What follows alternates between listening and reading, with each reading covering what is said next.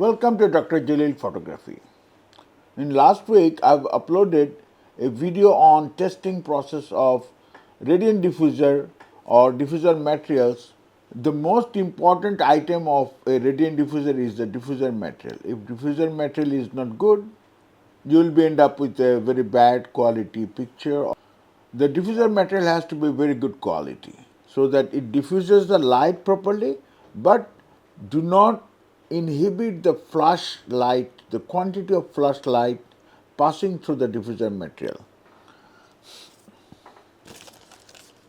Last week I have tested these three different diffuser materials. This one you can get from a laptop monitor or LED TV monitor. These are very good diffuser material, excellent one. This one is white plastic. I got it from a plastic files. So these are also very readily available and very cheap. This one I bought from a DIY store, very thin plastic sheet. But unfortunately, it has got so many dense pigment inside it, it doesn't allow flashlight to pass through. Although it's a good diffuser material, but you need a huge amount of flashlight, flash strength for using this type of diffuser material. Today, I'm not going to use it. Today, I'll be doing the same experiment with a live insect. I'll be using a grasshopper. I just got it from my rooftop garden. I'll put it over here on green leaves and take some pictures with two different diffuser materials. I'll be testing only these two, the white plastic one and the one I got from the TV monitor. I'll use this one first. Let me put it on my reflector.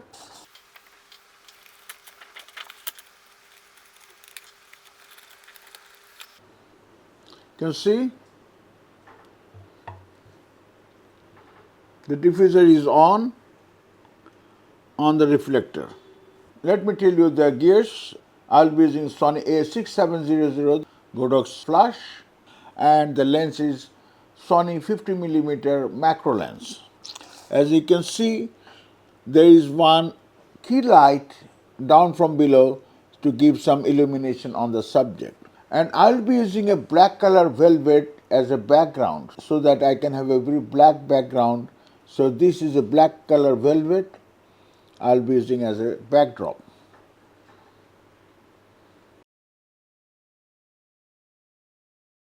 You can see the grasshopper sitting on this green leaf. I'll be taking picture with two different diffuser materials. Let me put it in front of the lens. It is sitting quietly. I'll take picture of this grasshopper by rotating this wheel to set the different angles. So I'll take plenty of shots in different angles and different directions. So let me start.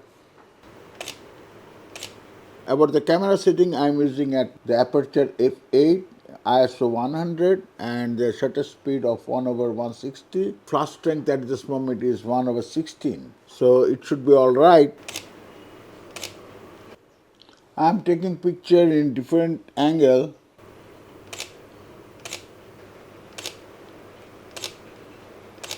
I've taken plenty of shots of this grasshopper. Now I'm going to change the diffuser material from this TV diffuser to white plastic.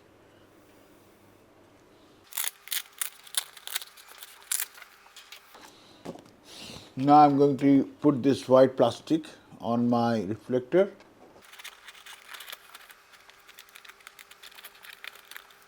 This is very easy to fit, very simple and very cheap to make. You can make it yourself. Just watch my previous videos.